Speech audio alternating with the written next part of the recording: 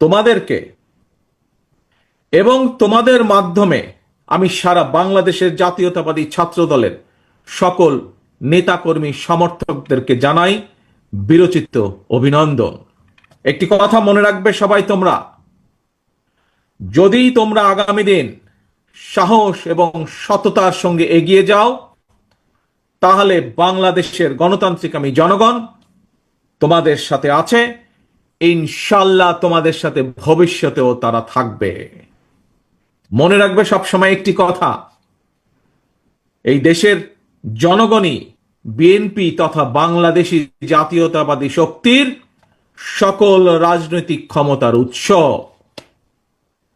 প্রিয় বন্ধুরা, 1971 সালের স্বাধীনতা অর্জনের যুদ্ধ, 2024 সালের স্বাধীনতা রক্ষার যুদ্ধ এবং এ যাবৎকালে ফ্যাসিবাদী পতন কিংবা স্বৈরাচার বিরোধী আন্দোলনে যারা শহীদ হয়েছেন, আজকের এই সমাবেশের দল মত নির্বিশেষে আমি আল্লাহর দরবারে সকল শহীদদের আত্মার মাগফিরাত কামনা করছি।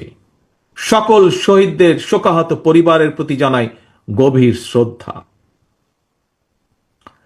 প্রিয় বন্ধুরা, স্বাধীনতার 54 বছর পার হয়েছে। বাংলাদেশ এখন একটি পরিণত দেশ। এই পরিণত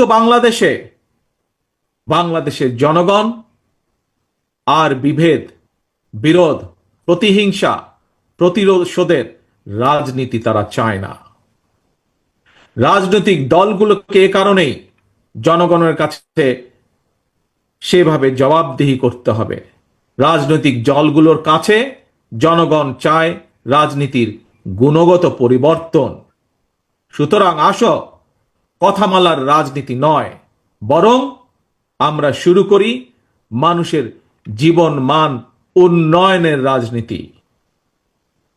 প্রিয় ভাই বোনেরা, জনগণের জীবন মান উন্নয়নের ক্ষেত্রে সবচেয়ে বড় ভূমিকা নিতে হবে ভবিষ্যৎ বাংলাদেশ, এবং সেটি হচ্ছে তোমরা।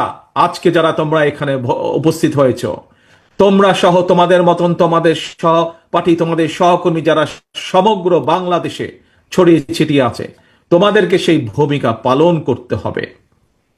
সেটি জ্ঞানে বিজ্ঞানে হোক, শিক্ষা দীক্ষায় হোক, মেধা মননে হোক, তোমাদের নিজেদেরকে গড়ে তুলতে হবে। এবং শুধু নিজেদেরকে গড়ে তুললে চলবে না, নিজেদেরকে গড়ে তোলার পাশাপাশি দেশকে গড়ে তুলতে হবে, বাংলাদেশকে গড়ে তুলতে হবে। প্রিয় বন্ধুরা, সেই সমান মহান লক্ষ্যকে সামনে রেখেই বাংলাদেশ জাতীয়তাবাদী দল বিএনপি আগামী দিনের নীতি, ধর্মীয় সামাজিক মূল্যবোধে উচ্চীবিত মানবিক মানুষ গড়ার রাজনীতি শুরু করতে চায়। বিএনপির আগামী দিনের নীতি কর্মসংস্থান সৃষ্টি আর নিরাপদ কর্ম পরিবেশ মূল্যে, যে কোনো মূল্যে আমাদেরকে দলের সুনামকে ধরে রাখতে হবে। যারা সুনাম নষ্ট করে তাদেরকে কোন রকম প্রশ্রয় দেওয়া যাবে না।